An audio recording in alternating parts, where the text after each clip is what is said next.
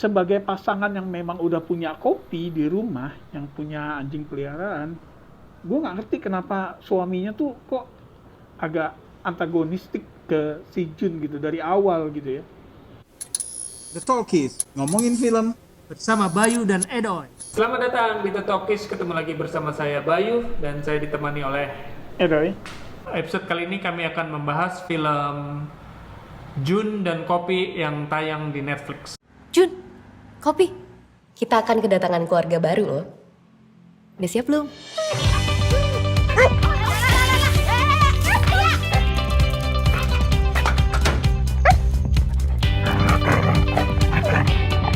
Hai Jun, kenalin.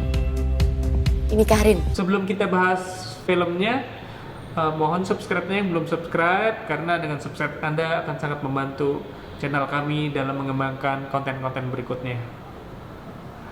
Nah, Edoy, gimana nih Jun dan Kopi?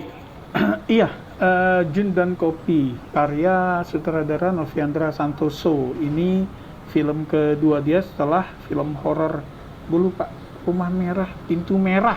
Oke, Pintu Merah gitu.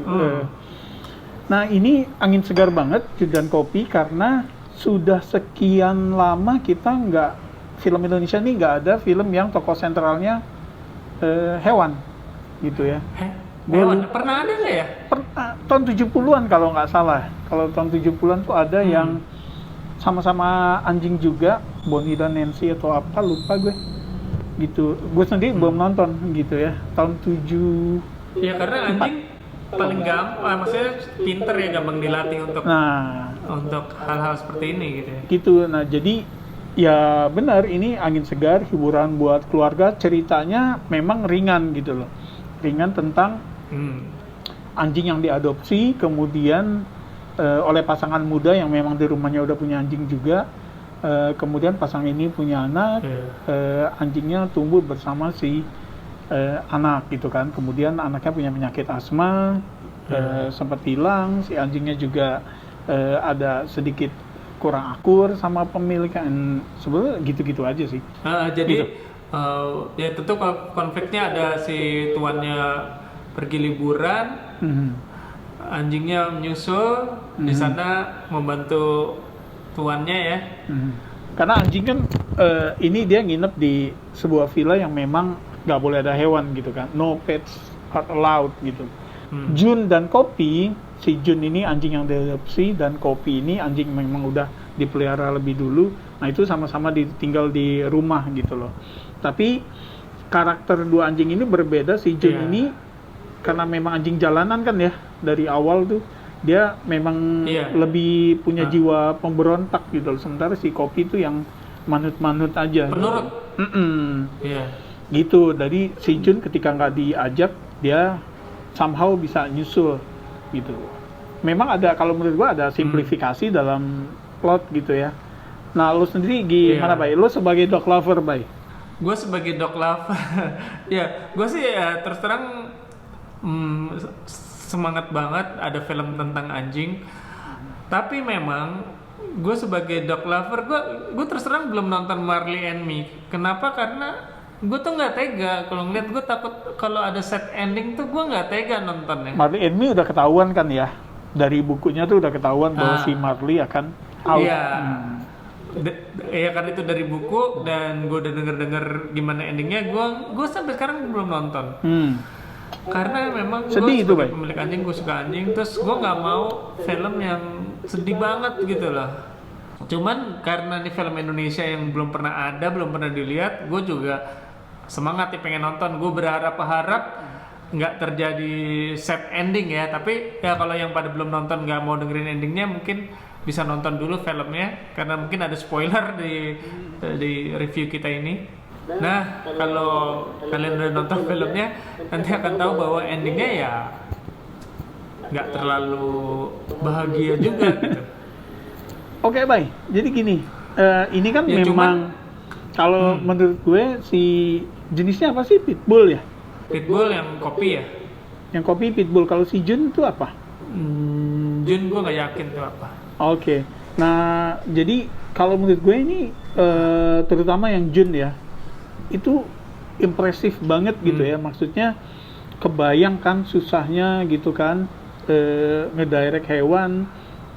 Jadi gue mengapresiasi filmmaker dan trainernya juga. Jadi masing-masing tokoh nih, Jun dan Kopi itu diperankan oleh 2 ekor anjing gitu kan.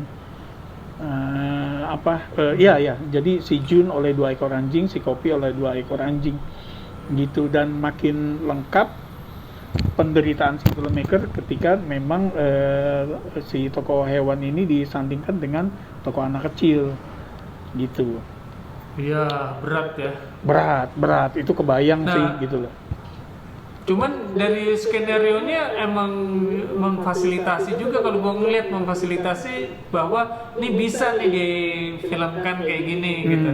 Jadi nggak menyusahkan filmmakernya juga kalau menurut gue ya. Iya gitu. Nah terus gini Bay, oleh karena itu kemudian gue sedikit memaklumi yang tadi gue bilang ya, simplifikasi. Misalnya kayak yang si Jun itu bisa nyusul ke tempat liburan gitu kan, itu kan di luar kota ya, tempat liburan. Iya, di luar kota naik angkot. Kalau Jun sih gue masih ini deh, masih gue maafkan. Begitu Kopi yang anjing rumahan ya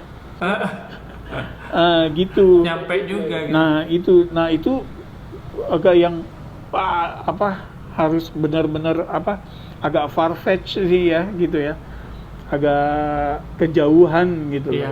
Nah tapi ya sudahlah gitu kan. Kalau menurut gue ini baru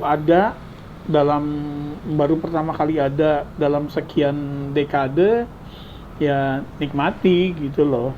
Ya gue nggak mau terlalu cerewet juga sama yang detail, walaupun sebetulnya ya tinggal berharap lain kali lebih baik aja gitu. Maksa.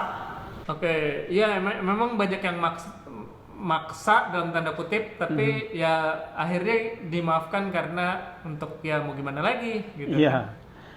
Gitu. Nah, sama mungkin pertanyaan gue gini, Bay.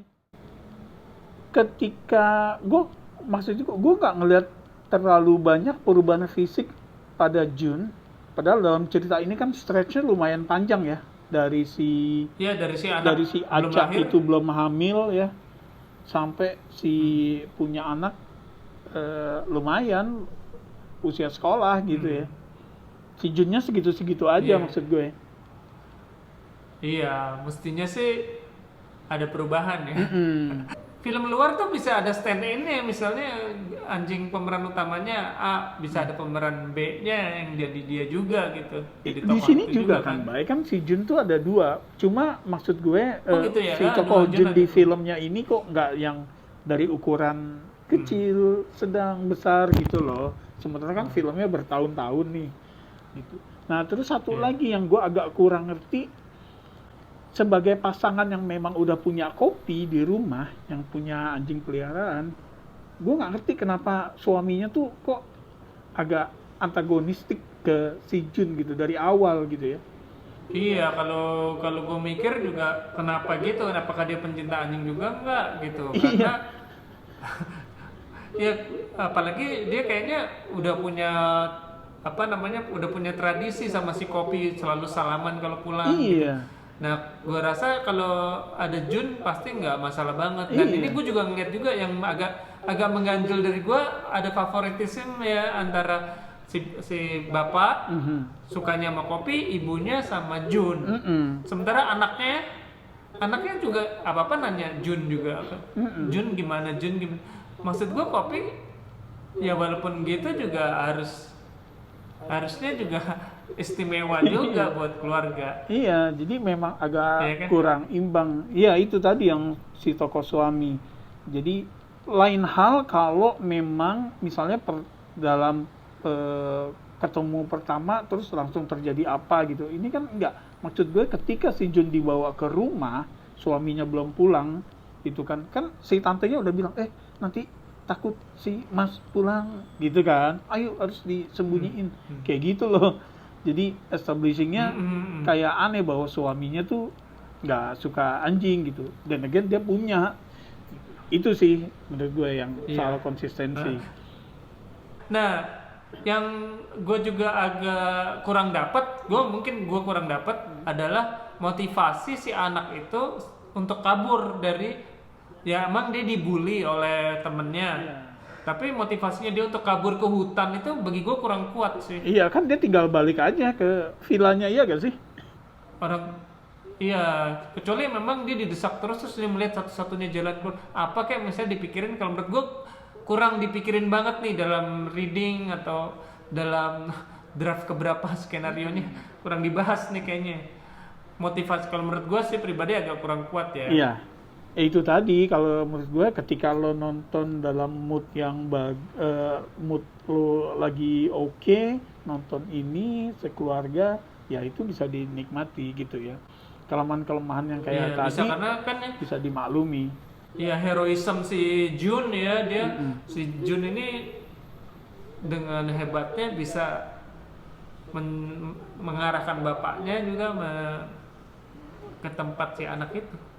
Dan ada jebakan ya yang kayak di hutan banget gitu. Sementara itu kayaknya bukan hutan itu yang kayak perangkap babi hutan ya. Iya, sementara itu hutannya tuh masih yang kayak hutan bermain gitu ya. Tapi ya sudahlah gitu ya. Yang gue juga agak ganggu di film ini background karakternya nih, yang kayak si pasien, kayak si polisi, kayak suster, agak lempeng gitu ya actingnya. Agak lempeng ya. Gitu. Iya sih. Tapi ya sudahlah. Oke, jadi secara tema memang angin segar banget ya, ada film bergenre seperti ini. Cuman memang ya belum sempurna sih kalau menurut gue. Masih bisa lebih baik lagi. Gitu. Iya. Oke. Skor lo gimana, Bang? Skor gue 6,5 lah, karena gue endingnya kenapa harus gitu. Ya, gue kasih 6 juga gitu untuk Jun dan Kopi. Oke. Sampai di sini pembahasan kita tentang Jun dan Kopi. Silakan komen. Jangan lupa subscribe, yang belum subscribe, komen gimana kalian, apakah suka dengan filmnya. Dan sampai ketemu di episode berikutnya. Salam.